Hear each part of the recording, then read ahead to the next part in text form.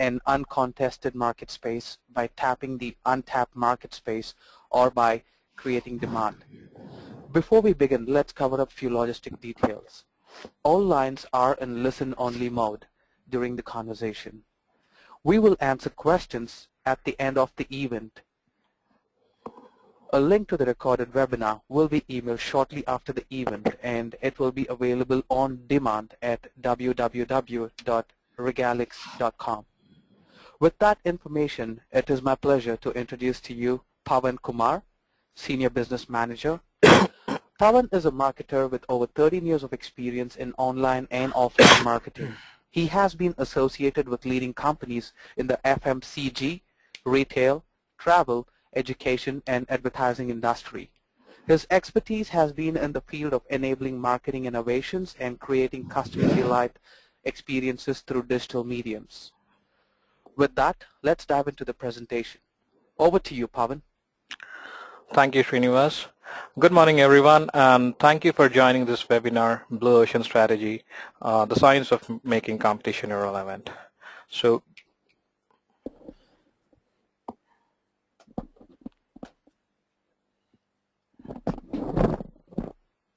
before we start, we just like to update you that this webinar is based on the book Blue Ocean Strategy, published in 2005 by HBR Press. It's a culmination of a decade-long study by Rennie McGaugh and Chan Kim, who studied over 150 strategic moves spanning over 30 industries over the last 100 years. The Blue Ocean Strategy covers both the formulation and the strategy execution, and it offers methodologies, tools, and frameworks that make it a structured and learning system. So in today's webinar, we will be covering the tools and frameworks associated with Blue Ocean Strategy, and in the next concluding part, we will be discussing and formulating on the strategy formulation and strategy execution. So before we start, let's look at the context of what do we mean by the color red and blue. So let's start with red, and when we start, let's also do a small reality check of how red or blue your company is. So the couple of questions that probably you need to answer is, does your company feel that they are facing increasing competition from rivals? Does your company depend on offering deeper and deeper price discounts to make sales happen? Is your company increasing advertising and marketing spends every year, yet the impact of these efforts keeps falling? Is your company focusing on cost cutting and quality control at the expense of growth, innovation, and brand creation? Do people in your company blame slow economic and market conditions most of the time? Is your company seeing outsourcing and job cuts as a way to regain competitiveness and profitability?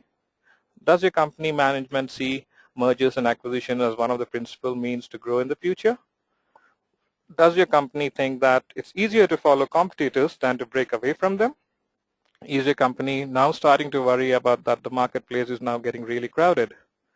If your answers to any of the three questions is yes, then you are in red ocean. What is red ocean?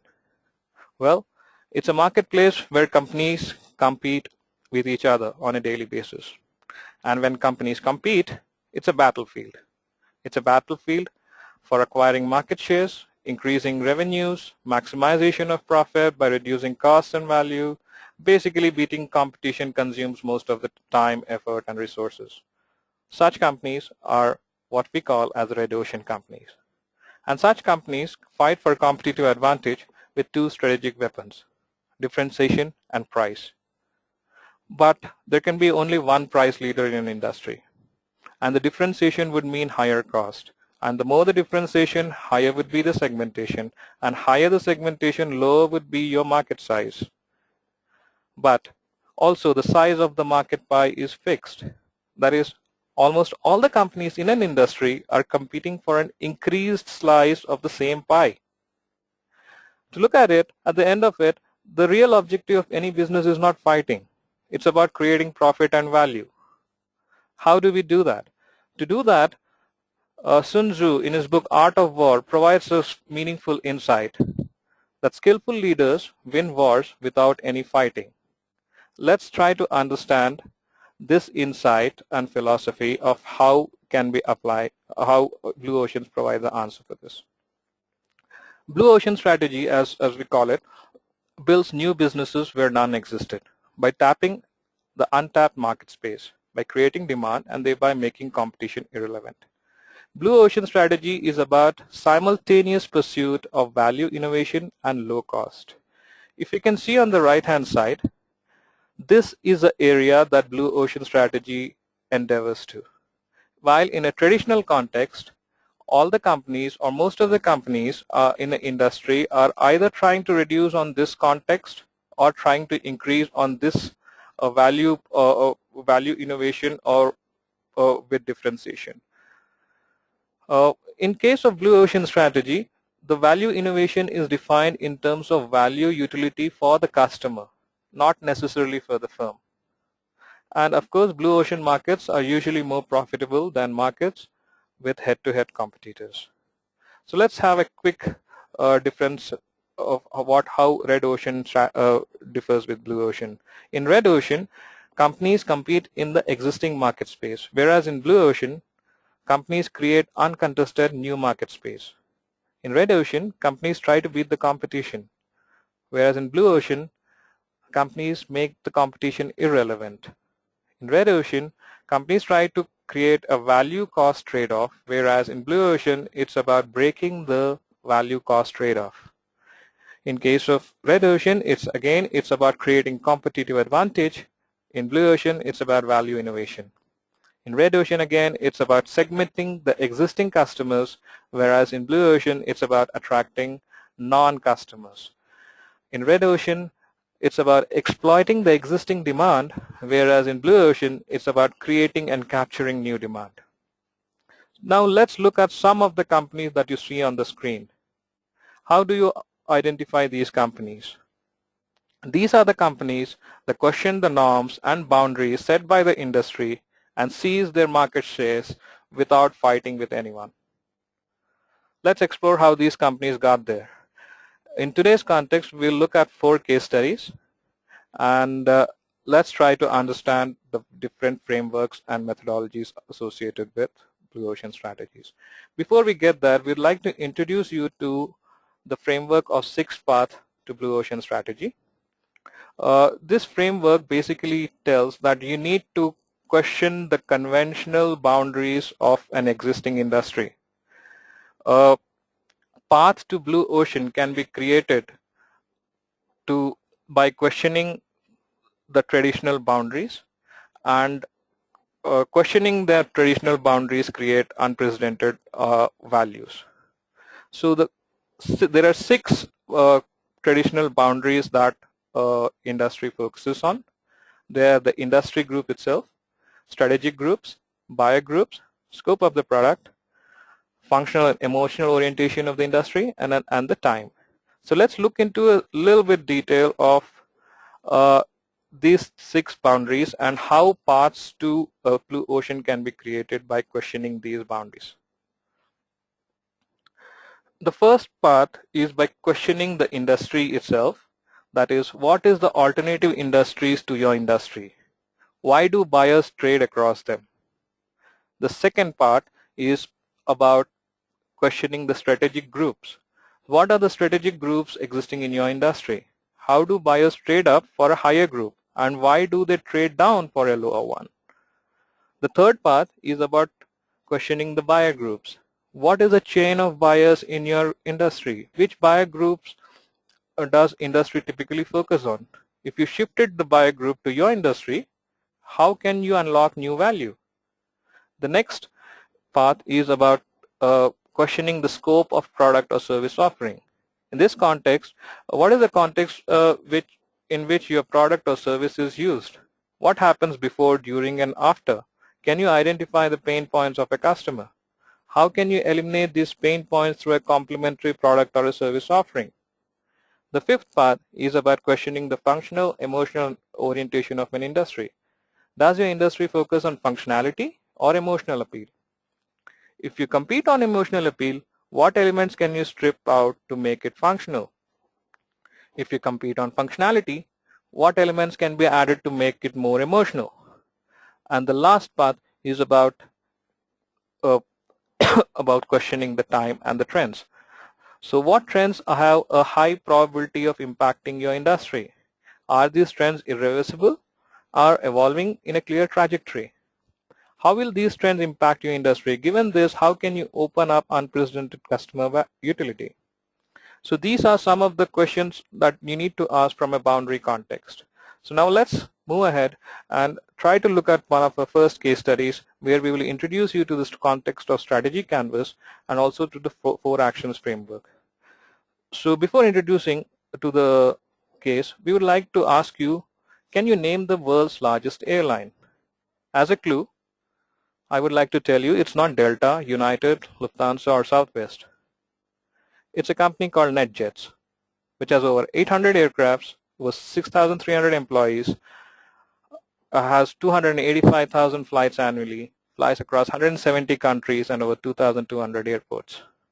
Well, the strategic question before NetJets in 1983 was how to enter into an aviation space when the market is dominated by big airline groups.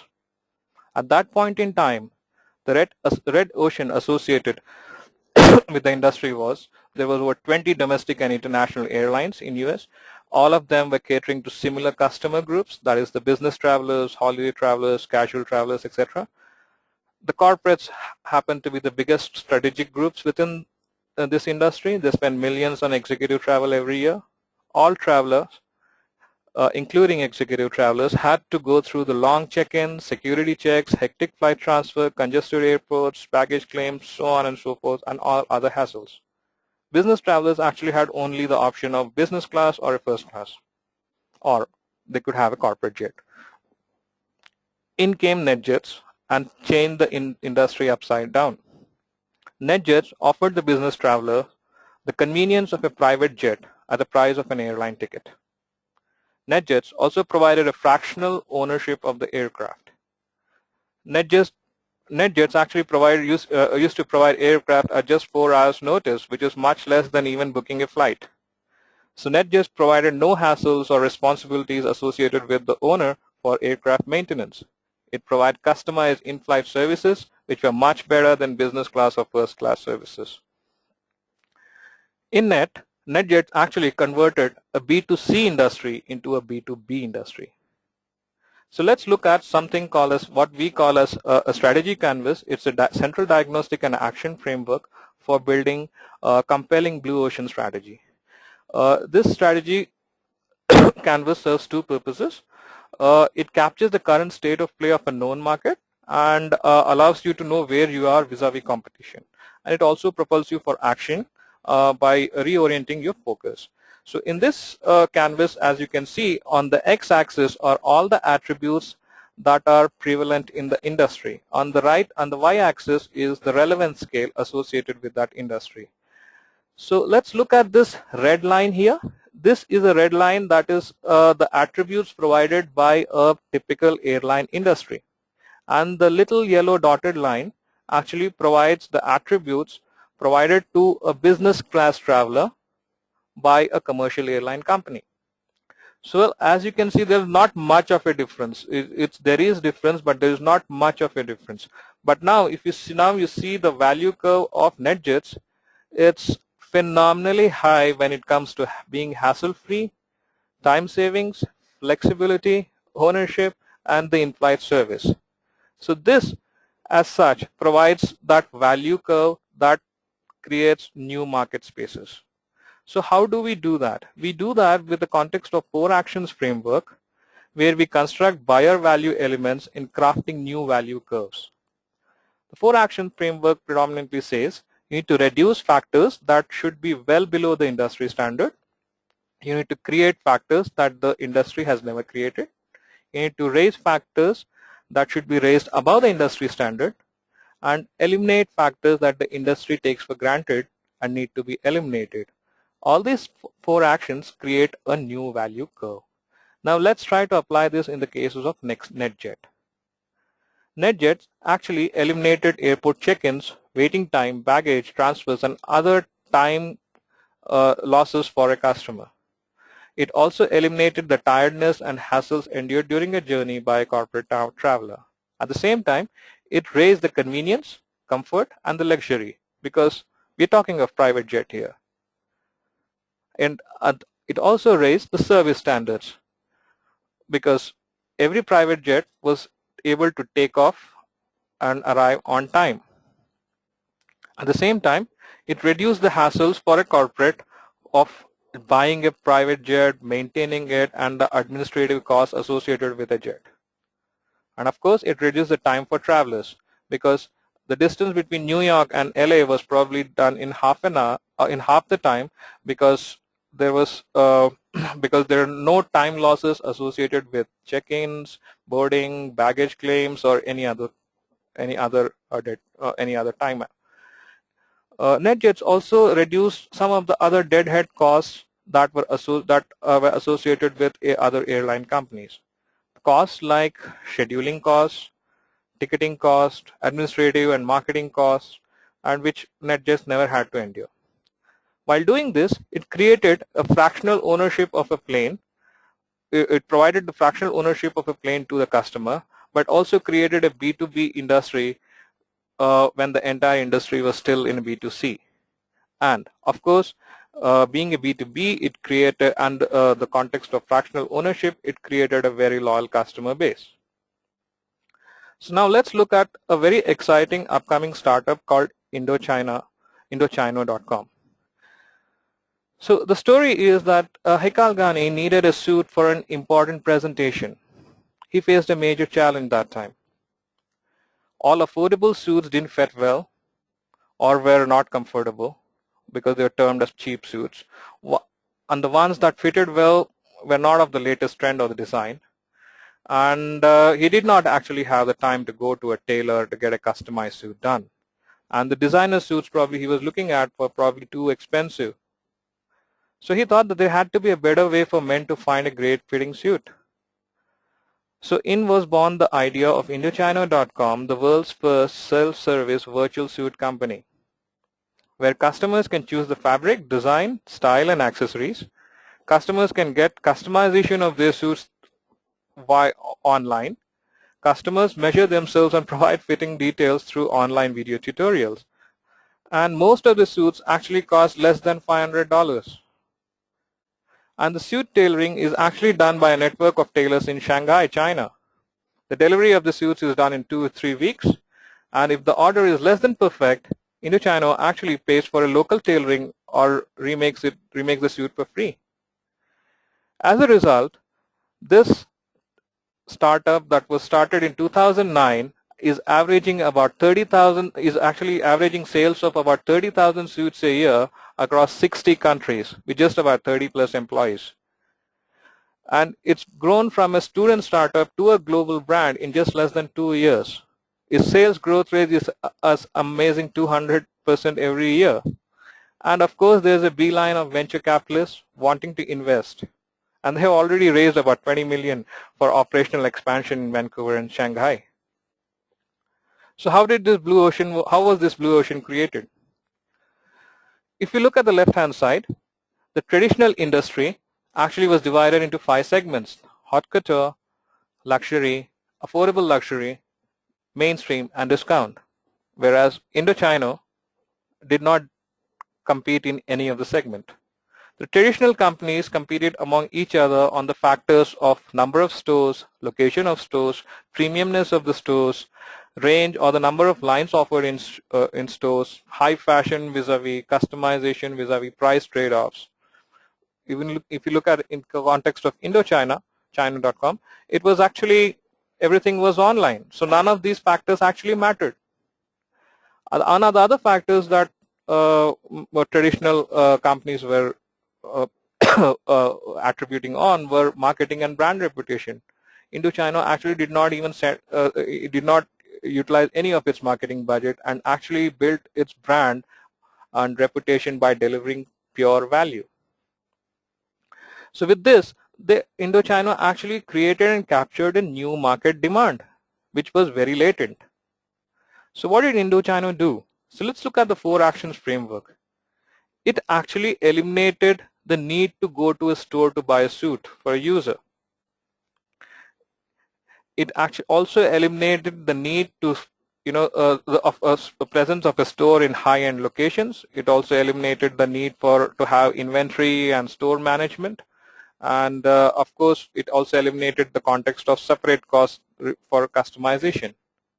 At the same time, it raised immense customer satisfaction and quality. It also provided convenience and ease of shopping of suits. And of course, it may raise the affordability levels of a quality suit. What it reduced was the price, delivery, and customization. Customization has hassles associated with making yourself a suit, and reduce on the marketing costs, and of course also on the number of lines offered. By doing this, it created it created a fully self-service customization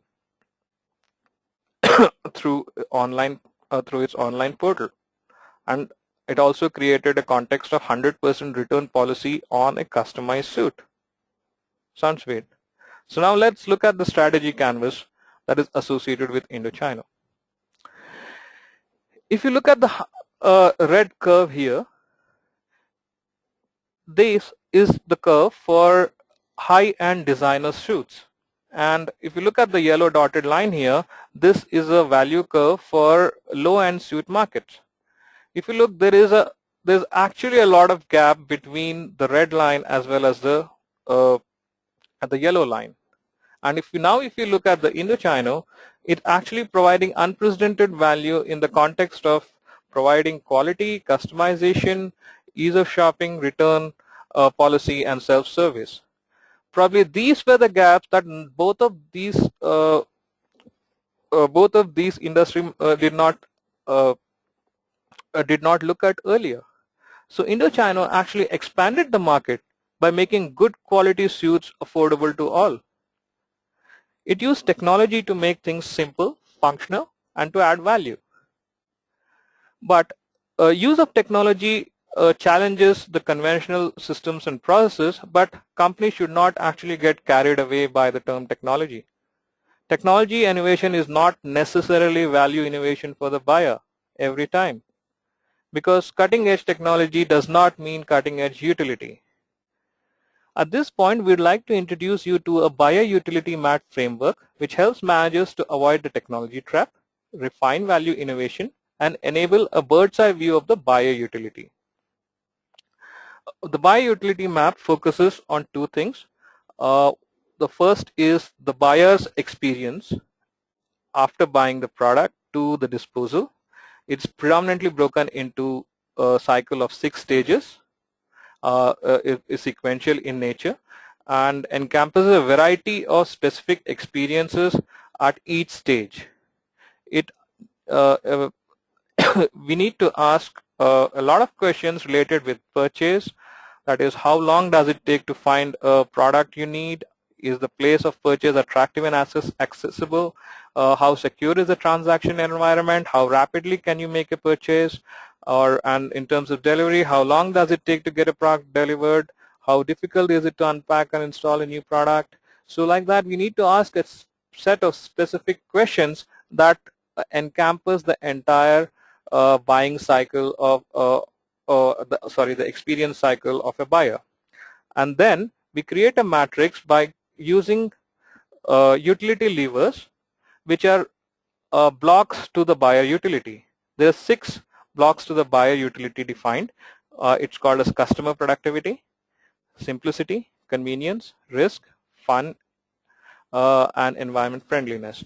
Now let's put these together for Indochina and try to create a matrix of how the buyer utility was defined. Now in case of buyer utility map, you can see here the red X or the crosses actually define the blocks that are buyer faces in a traditional context of buying a suit. And whereas the yellow one actually defines the blocks that a user faces while in a context of Indochina. As you can see, in this context, there are over 30 blocks or 13 blocks that a user faces vis-a-vis 4 blocks that a user faces for Indochina. So if you look at the buyer utility score of Indochino is much less than what is prevalent in the current industry. So therefore, Indochino actually raised the buyer utility and experience by reducing reducing the unnecessary steps involved in the buying process. So now let's look at the next case study, where we will introduce you to the three tiers of non-customers. In this context, we are taking a case study of Zynga. Zynga as such does not need any introduction. It's the largest social games developer of Facebook. It generates over 1.16 billion in annual revenues, and it has surpassed the market value of long-time console game company EA Sports. So now let's look at how Zynga created this blue ocean.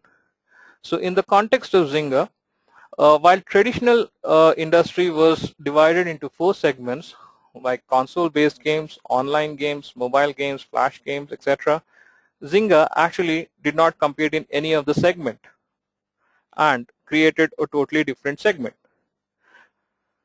In the context of in context of Zynga, we're specifically talking of a Farmville context, and not necessarily all the other games which are not necessarily in blue ocean at this point in time.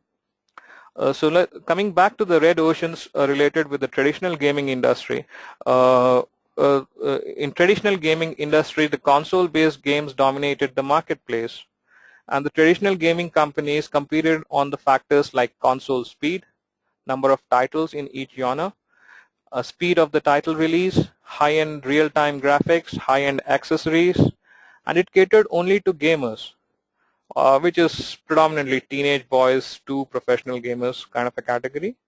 And most of the parents actually do not recommend buys on such console-based games because they are addictive. They have a lot of side effects.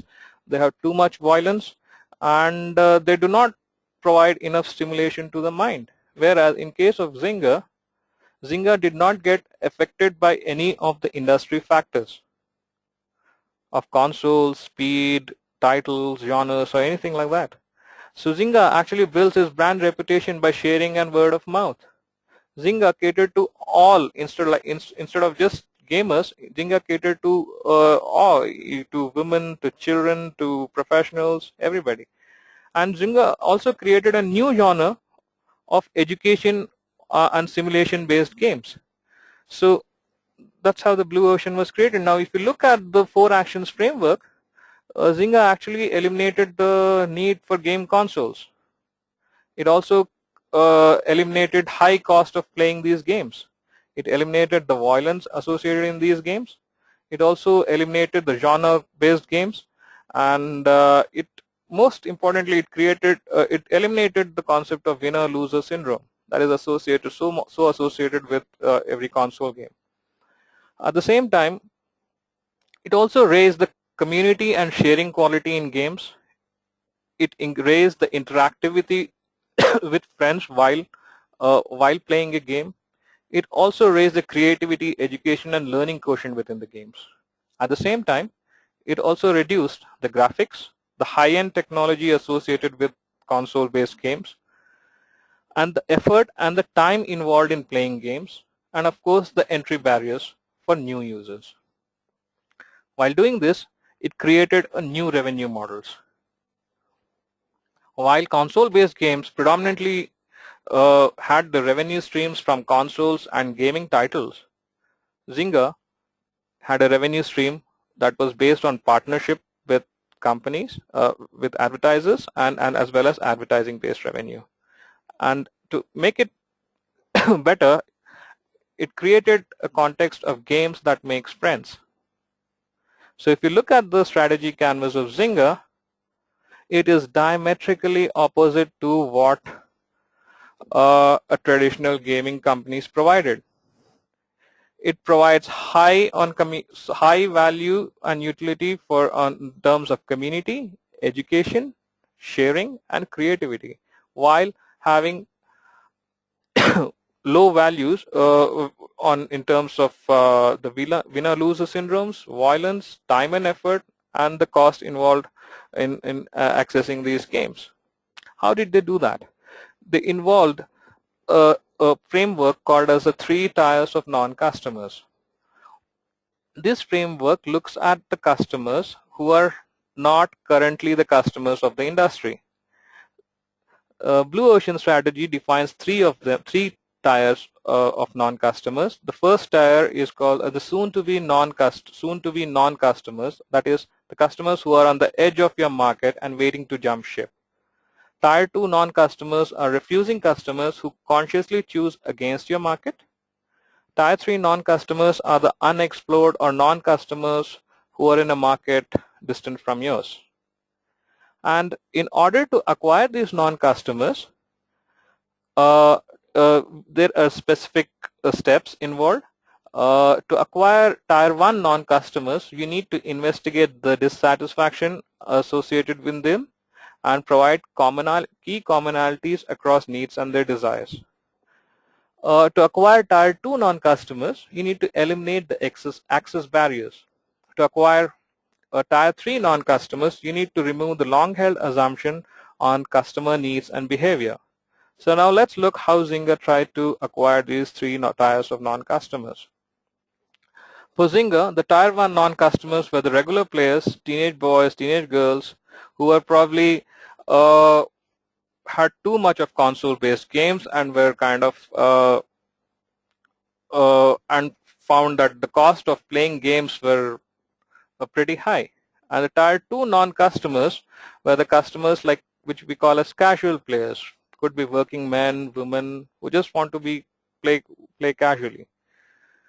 And the Tier 3 customers were someone like parents, women, housewives, dads, moms. So what did they do to acquire these customers? To acquire Tier 1 non-customers, Zynga actually changed the genres completely. From a traditional shooting games to arcade and racing games, the genre was changed to simulation. And the second change that they made was made the games on a social platform. This made the games more social, more fun, and more exciting. As a result, the Tier 1 non-customers found that the fun associated with the games lasted longer, and it reduced the time and effort. To acquire Tier 2 non-customers, they made the cost of acquisition free.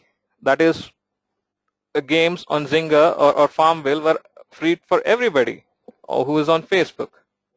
So that completely eliminated the entry barriers for casual players. And they also eliminated the requirement of consoles, game titles, and accessories and other things. So this non-serious casual player actually resulted in spending more time just to relax and unwind. To acquire Tier 3 non-customers, Zynga actually removed violence from any of the games. So because the Tier 3 customers like women and the moms and housewives were actually had a perception that the games provided by the consoles are very violent and definitely not suitable for them. And they also added the context of ability to play along with friends and family, even when they are not together. So this resulted in a context of no winner, no loser syndrome, which actually was loved by the Tier 3 non-customers. So if you look at overall, Zynga looked across all the non-customers and attracted new buyer groups to create an industry that did not exist earlier. Zynga actually also capitalized on the ongoing trends of social media to mount its game offering and provide unprecedented customer utility. So now let's look at the fourth case study of the day, and we will introduce you to the concept of PMS maps. This is a story of Khan Academy. Khan Academy as such doesn't require much introduction. It's a non-profit education organization created by Salman Khan, an MIT and Harvard Business School alumni. It's an online education portal with over 3,300 micro lectures across different subjects and categories. Khan Academy as such has eclipsed MIT's open courseware in terms of videos viewed. It actually has about 172 million views on YouTube. It has a team size of just 20 people, but has $250 million in donation. And Sal Khan is actually now amongst the 100 most influential people in the world. So now let's look how Blue Ocean was created in this context. At this point, I'd like to clarify that we are not looking at Khan Academy in isolation, but we are looking at Khan Academy and schools that use Khan Academy as a teaching aid and not as a replacement for teacher to create a blended learning approach. We're looking at that as a case rather than looking at Khan Academy in isolation.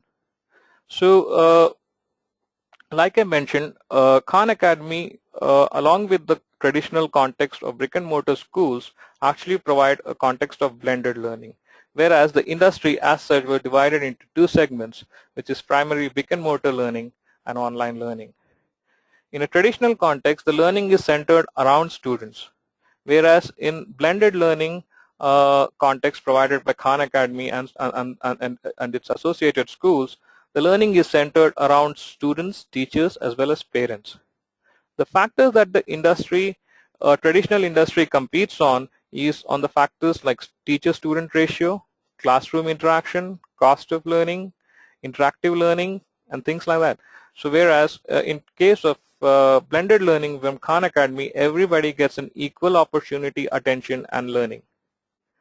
So whereas the traditional learning industry focuses on a fixed pedagogy where the teacher talks, student listen, and therefore student has to learn, to a unique pedagogy where the students learn on their own and solve things on their own, and even teachers and interact with their teachers.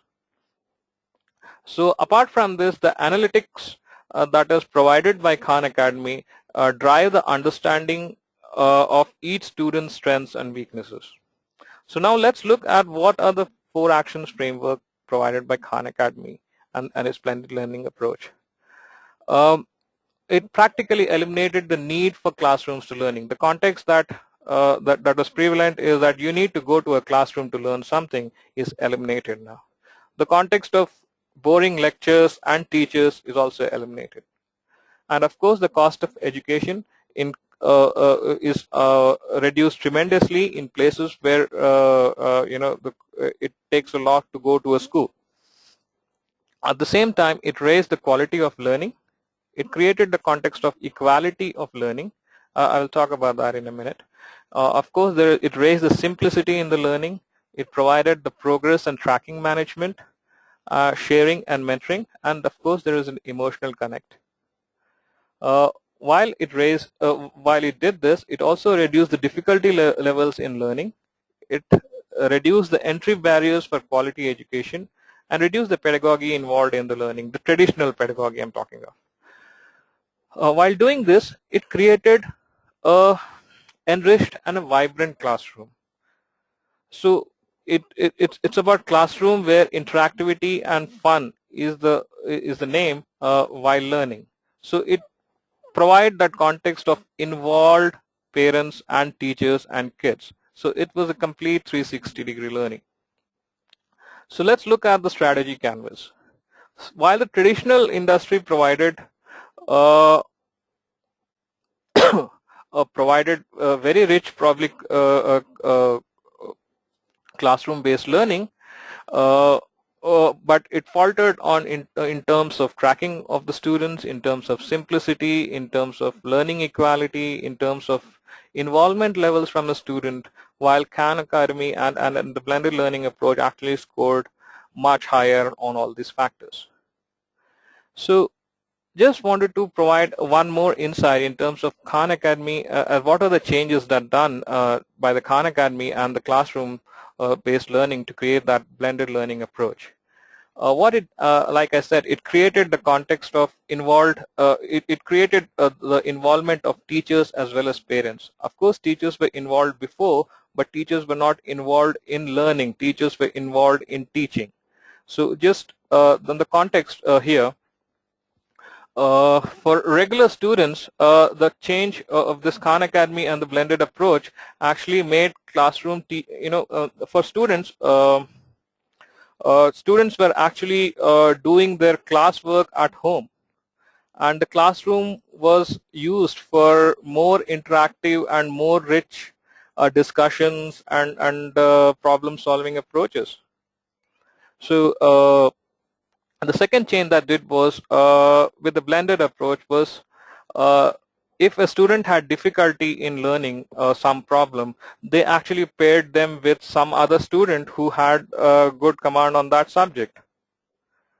And the third change that they did was in terms of, they made the classroom enriched with having more discussions and more problem solvings going on. So the classwork became the homework, and classwork was more enriched with the involvement of other students and teachers.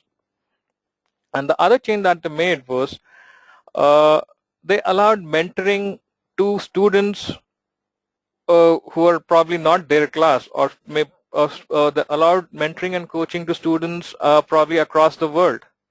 So this made teachers the students, and this provided the context of empowered learning. So while in the case of teachers, this change actually forced the teachers to view the videos and exercises regularly. The context of deep analytics and data uh, to understand the student and the learning behaviors and their interests forced the teachers to learn more about their students. And the third context is about what it made was the equality of learning. Predominantly in any classroom session, if there are, let's assume, 10 people, teacher can't afford to provide equal attention there, because there are some weak students and there are some bright students. And then because teacher needs to provide that equality of learning so that the weak student is also equivalent to that of a bright student. So that is the context of equality that teachers provided with this blended learning. And of course, this resulted in more quality time with students and teachers. At the same time, parents actually also started relearning and refreshing their concepts with Khan Academy, and this helped them to understand the child's strengths and talents better with the help of analytics, and it also helped them understand their aspirations, and of course provided for a more quality time. So if you look at the entire context of Khan Academy and the classroom learning resulting in the blended learning approach, this provided the best of the both worlds. It's more constructive and enriched classroom it created, rather than having only online based learning or only classroom based learning. So with this, I'd just like to introduce you to the concept of PMS map, or the Pioneer, Migrator, and Settler map. This framework, the settlers are defined as Me Too businesses. The migrators are the businesses offering better value than most of the settlers, and the pioneers are the businesses that offer unprecedented value. Every marketplace has high number of settlers, moderate number of uh, migrators, and predominantly low number of pioneers. If you look at this framework, we traditionally have a lot of traditional brick and mortar schools. We have some fair amount of online learning portals, but a very few of blended learnings like Khan Academy. So this is a framework where you define today as well as your future orientation of the industry. This framework can also be used to help a company align its internal product portfolios. So it's like today's market share is a reflection of how well a business has probably performed historically. So therefore, clearly what companies should be doing is shifting the balance of their future portfolios towards pioneers. So in the current portfolio, if the current portfolio of, let's say, the planned offering consists mainly of settlers, which is of value imitation context, then the company has a low growth trajectory. So with this, we'll move on to the last section of this webinar, which is about challenging the boundaries. In this section, we will look at what are the things that the four companies did differently, the four companies that we discussed in our case studies did differently to achieve that blue ocean and value innovation. In the context of NetJets actually looked beyond the current industry. They looked beyond the aviation industry, and they looked at the private jet industry. And they also looked at the most profitable strategy group in that industry. They looked at and questioned the corporate and the business class travelers available within the industry to create an experience of a private jet at a very marginal cost and also a fractional ownership of the jet. In case of Indochina actually looked at the unique strategy groups within the industry that were not serviced.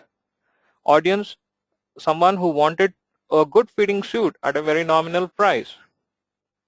And they also leveraged the scope of the product service offering by reducing the customer's effort by eliminating the need to choose store, tailors, customization, etc.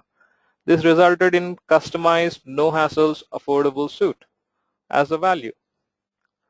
So let's look at Zynga. So Zynga actually challenged the four boundaries of the traditional industry. They looked beyond the industry. They actually made a niche industry of gaming into a mass industry. They looked at the new buyer groups. They looked at the non-buyer groups by eliminating their pain points. They increased scope of the product games or the games and made these games more social and educational. And lastly, they looked across time and leveraged the trend of social networking. They looked across the audience and actually rode on the popularity of Facebook to provide a value of gaming with friends. In terms of Khan Academy, again they looked at, they questioned and challenged the four traditional boundaries of the industry.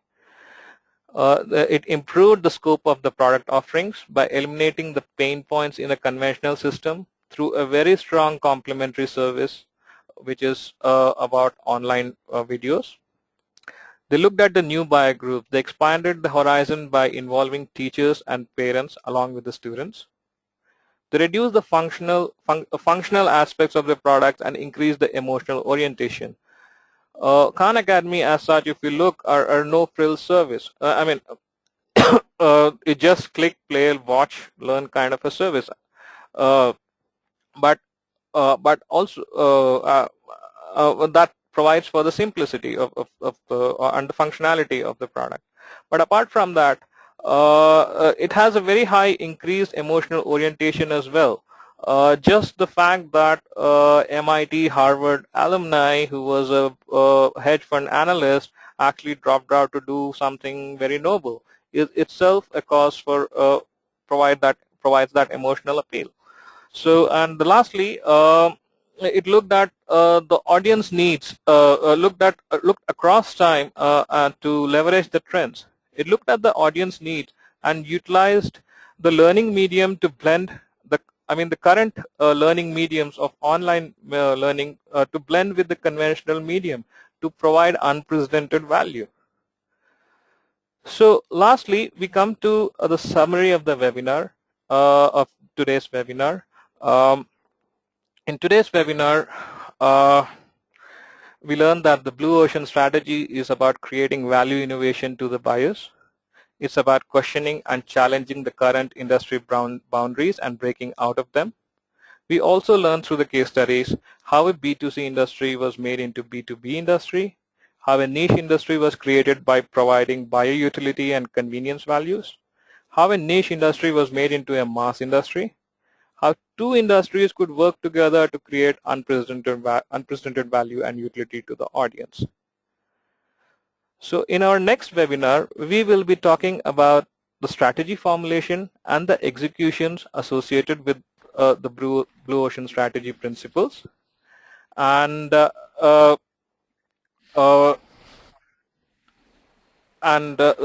comes to the end of this session of this webinar. And due to lack of time, I think we will not be able to take any questions, but please feel free to contact me at this email ID. We will be more than happy to answer your questions, queries, and we'll try to engage with you for any of your requests as well. Thank you. Thank you for your time, and we know your time is valuable, and we hope that you found the webinar informative. Now, for any further queries on online marketing, please feel free to contact our Josan, as in Josan, at regalix.com, and visit www.regalix.com. Thank you so much, and have a great day.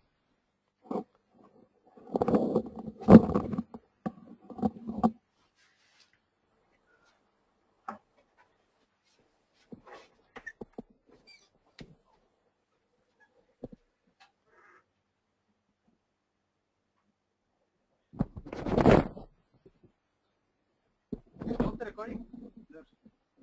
I'll stop it here. I'll stop the recording here. It started at 10:30, right? It's about 50 minutes. 50.